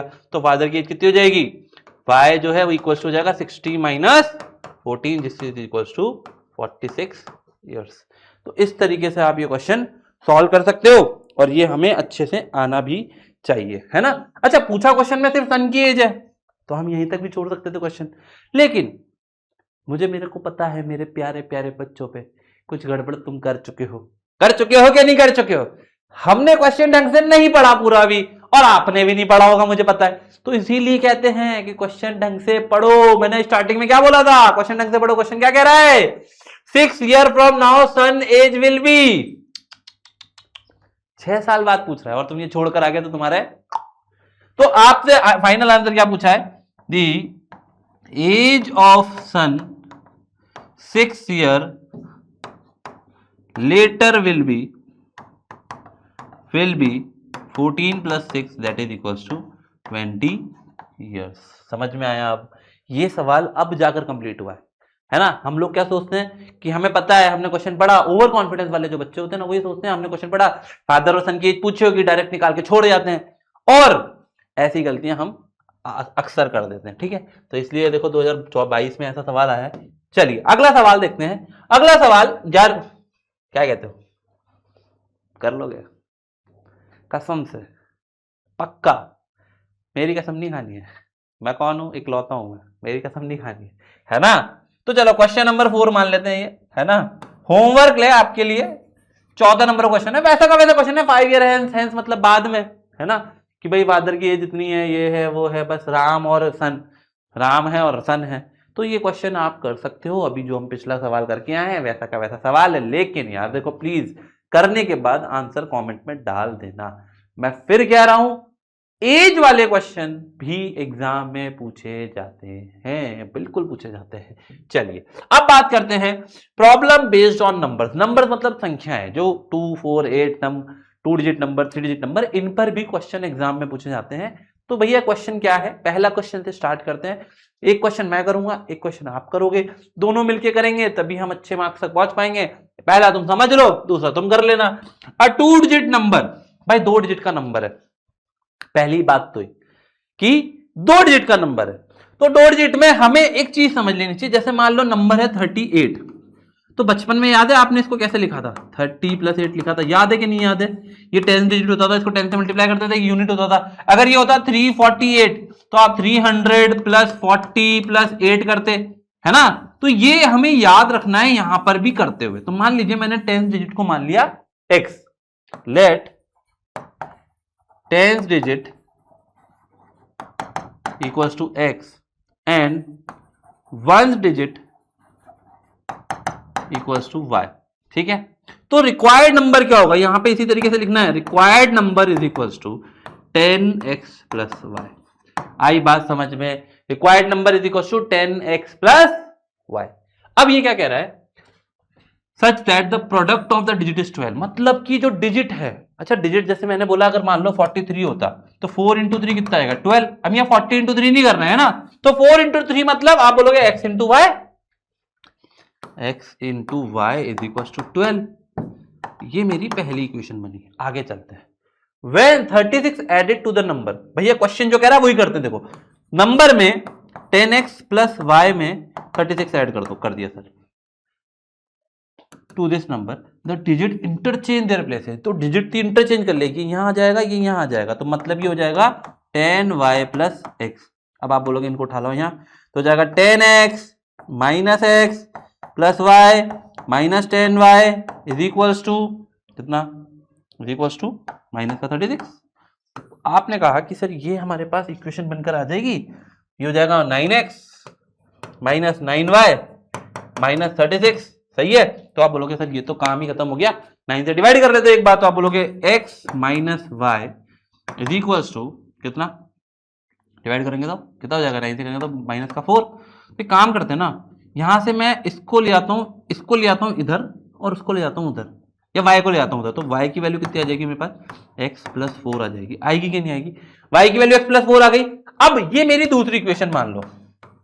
अब यार हमने अभी तक लीनियर इक्वेशन सॉल्व करना सीखा था, लेकिन ये पहला सवाल जो कि अभी पूछा है इसे कहते हैं कॉम्पिटेंसी बेस्ड।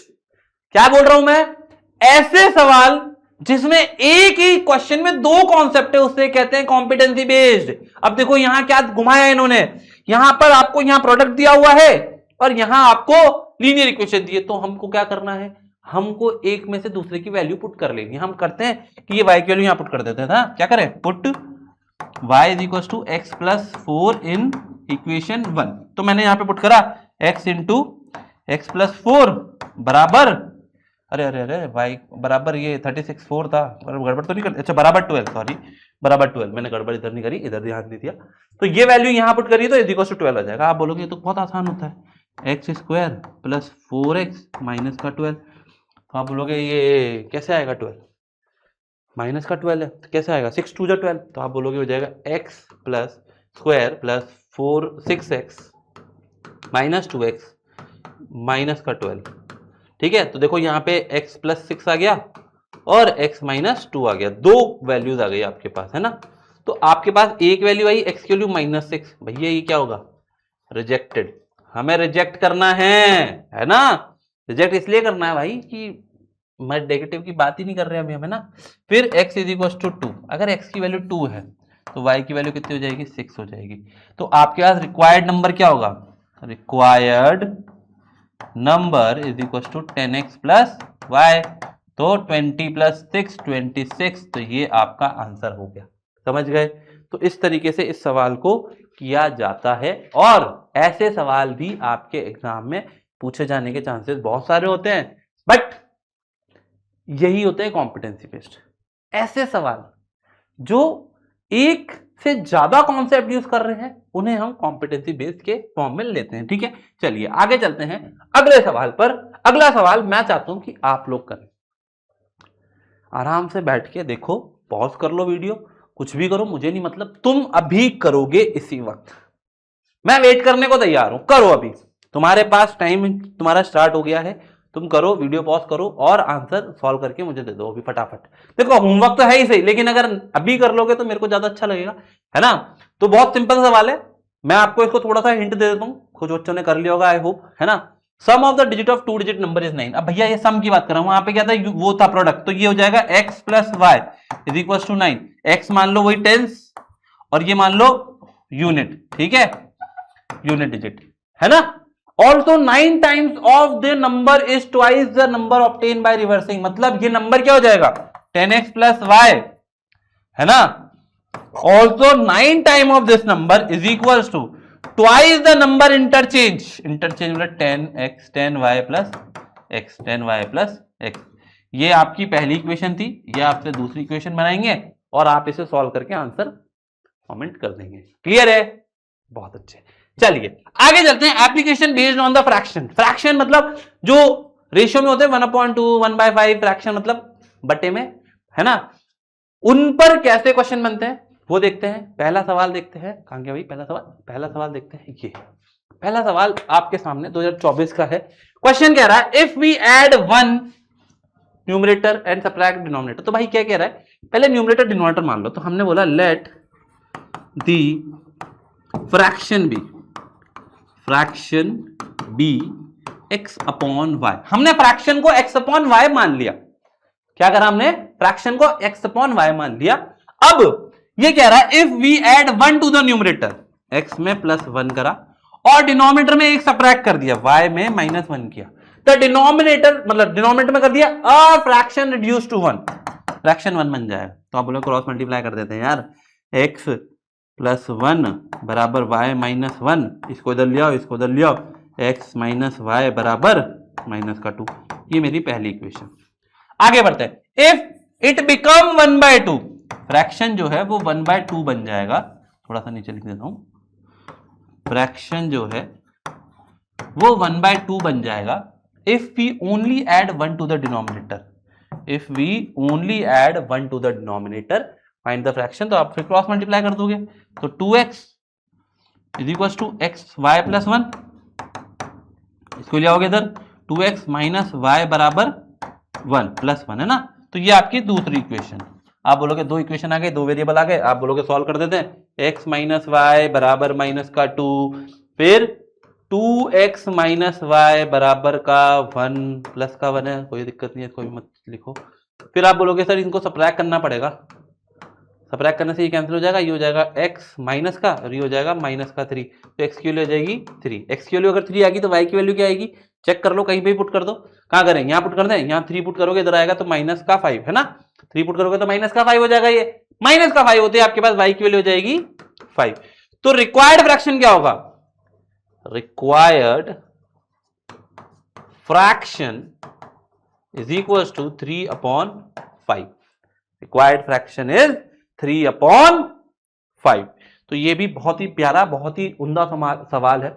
और देखो अगर आप लोग ऐसा सोच रहे हो कि सर मैं ये छोड़ जाऊं, तो मैं बता रहा हूं आप कर रहे हो बहुत बड़ी गलती, है ना। क्योंकि यार हम लोग सोच रहे हैं कि यार छोड़ देते हैं, हमारे प्री बोर्ड आ गए हैं, क्या करेंगे अभी पढ़ के। तो यार बेटा आपका टारगेट प्री बोर्ड नहीं है, आपका टारगेट है बोर्ड। प्री बोर्ड में मेरे भी अच्छे मार्क्स नहीं आए थे, है ना, प्री बोर्ड में मेरे भी अच्छे मार्क्स नहीं आए थे। मैंने भी यही सोचा था कि यार प्री बोर्ड अच्छे नहीं गए हैं तो क्या बोर्ड में अच्छे मार्क्स आ सकते हैं, बिल्कुल आ सकते हैं। बट ये जो आपका 1 से 1.5 महीना आपको इस बीच में मिल रहा है ना, उसमें जी जान लगा दो, अपने अंदर आग लगा के रहो कि यार मैं कर दूंगा, बट करके रहूंगा, है ना। तो यार हम तुम्हारे साथ हैं, तुम लेक्चर देखते रहो, सारे लेक्चर्स आते जाएंगे, कैसे करते करते करते तुम्हारा फाइनल एग्जाम से पहले ही सब कुछ खत्म कर देंगे हम, ठीक है। चलो आगे चलते हैं, अगला सवाल, एक और सवाल फ्रैक्शन वाला है। ये वाला क्वेश्चन नंबर कौन सा हो जाएगा, 5 हो जाएगा, क्वेश्चन नंबर 5 हो जाएगा, कोई बात नहीं, क्वेश्चन नंबर 5 हो गया होमवर्क के लिए।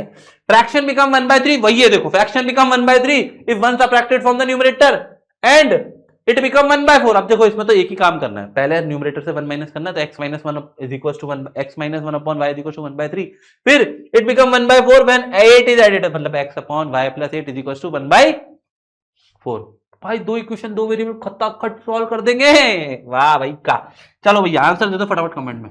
चलो आगे चलते हैं, application to the problem based on time speed distance. ये सवाल केस बेस में बनके आता है। क्या बोला मैंने, ये सवाल केस बेस्ड में बनकर आता है।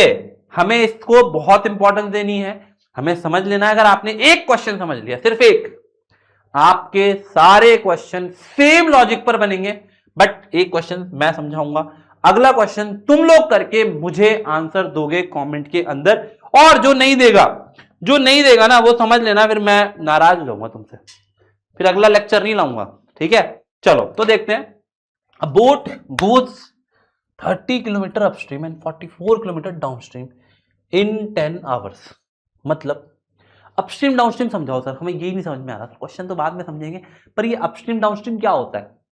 मान लो आप बोट चला रहे हो, क्या चला रहे हो, बोट चलाओ। अच्छा छोड़ो, बोट भी मत चलाओ, तुम तो साइकिल चलाओ, साइकिल तो चलाई है तुमने, तुम साइकिल चलाओ, सब लोग साइकिल चलाओ, साइकिल चलाई हमने।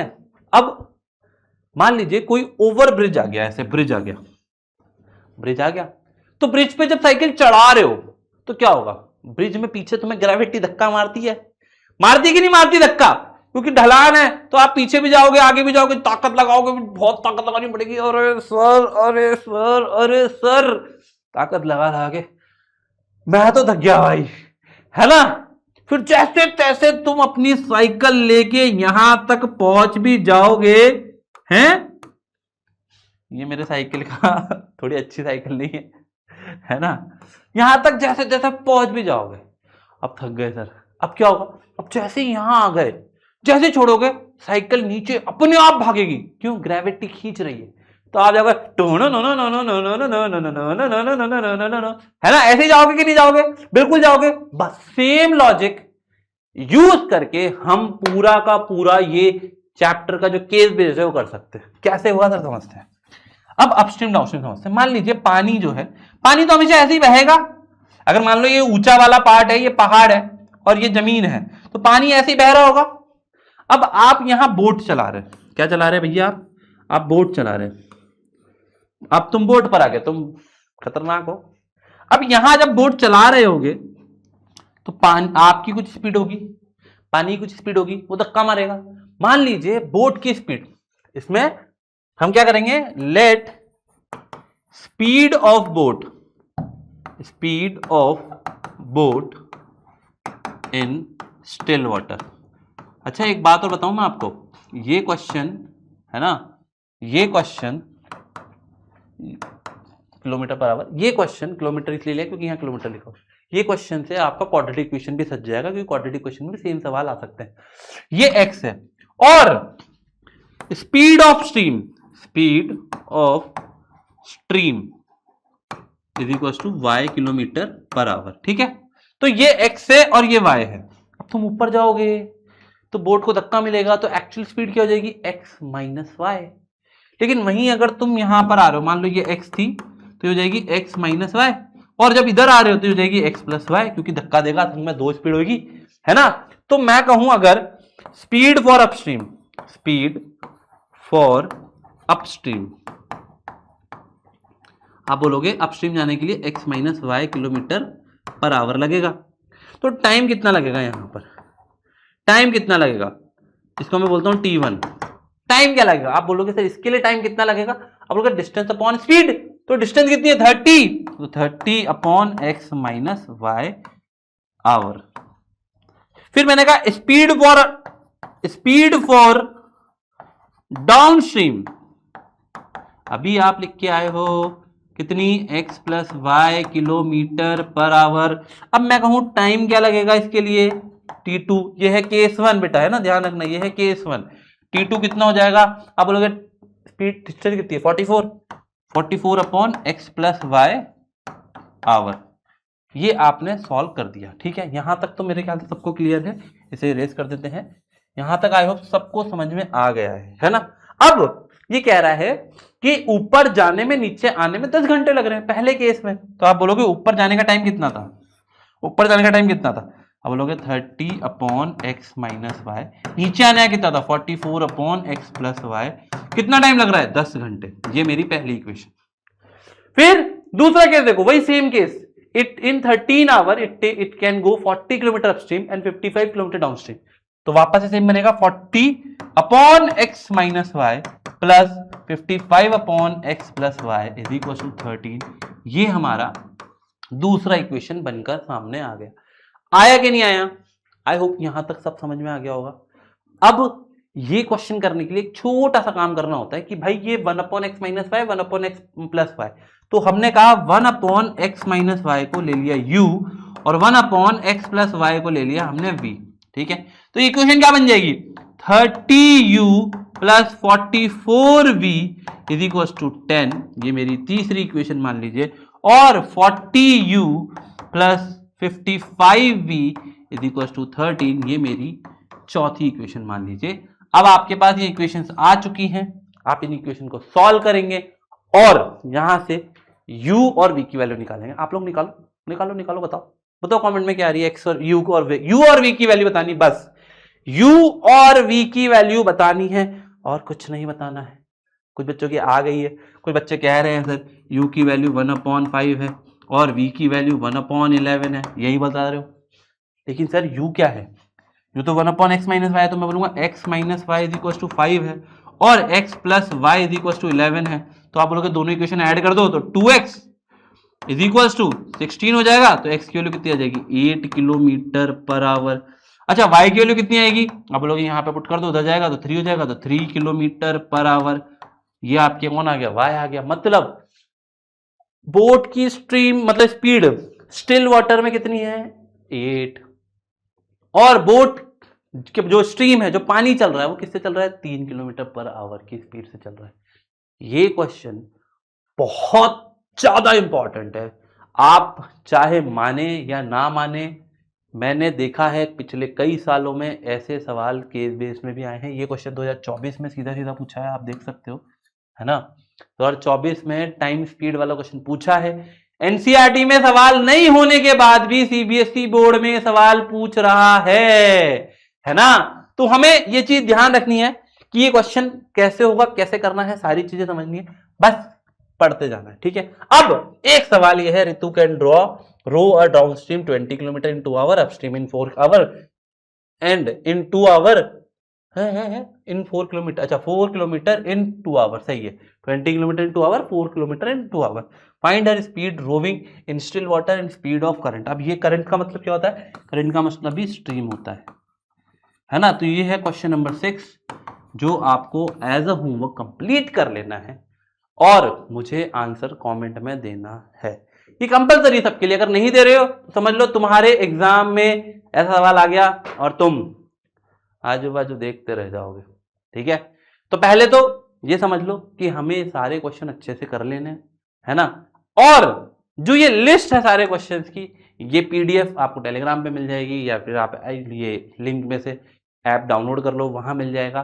सारी चीजें आपको अवेलेबल करा दी जाएगी। अगर कुछ प्रॉब्लम हो तो आप हमसे डायरेक्ट कमेंट करके बात कर सकते हो, ठीक है। तो चलिए ये लेक्चर को यहीं एंड करते हैं। अगला लेक्चर तुम्हारा इलेक्ट्रिसिटी का आने वाला है, तो यार उसको अच्छे से पढ़ना। और आगे फिर इंग्लिश का है ना, इंग्लिश का शायद कॉन्कॉर्ड वर्ब आने वाला है, फिर एसएसटी का आपका शायद इकोनॉमिक सेक्टर ऑफ इकोनॉमी आने वाला है। तो ये सारे चैप्टर धीरे धीरे आते जाएंगे। आप लोग रेगुलर बेसिस पर पढ़ाई करते रहो और मचाते रहो। तो ऑल द वेरी बेस्ट। ये चैप्टर खत्म हुआ, मिलते हैं अगले लेक्चर में। Bye bye.